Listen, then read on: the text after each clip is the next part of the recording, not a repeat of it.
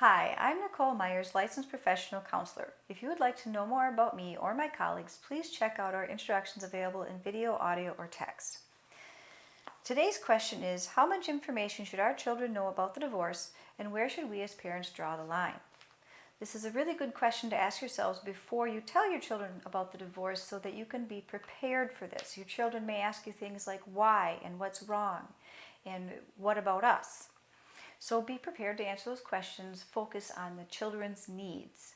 Things they don't need to learn about are the financial stressors that the two of you are going to be dealing with, except for how it affects them. So if it means that you were going to buy your teenage son a car and now can't afford to do so, they may need to be aware that they will not be getting the car, but they can certainly have assistance in getting a car, such as how can we help you get a job, how can we help you afford things. If you have younger children, the questions may be somewhat different, but they're still going to be along the same lines of how does this affect them, what should they expect, and also what will happen for the future. So what should they expect for the future? Where will they be able to stay?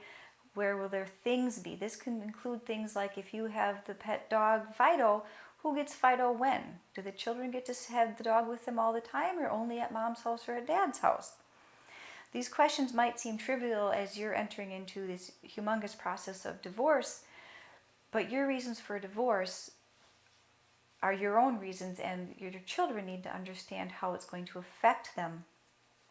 So remember to focus on their needs when you tell them about the divorce, and use time for yourselves to think about your needs. So how much information do they need to know about the divorce? They need to know what's happening and when it's going to happen, giving older children at least a week to adjust to it before other people become aware of it. Younger children, you may only need to give a day or two's notice, but be prepared for them to have questions that pop up along the way.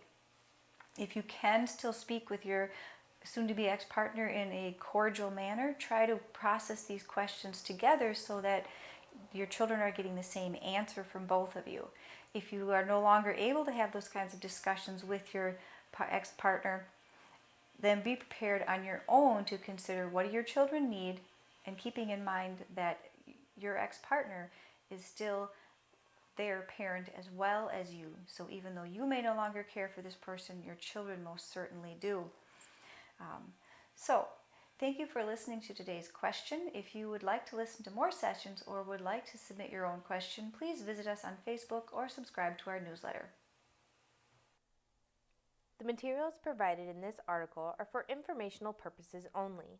Use of and access to this article or any of the links contained within the article or website do not create a relationship between the author and the user or browser.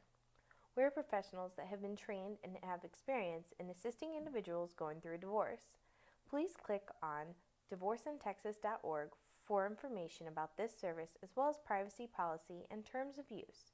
We are not lawyers and do not provide legal advice.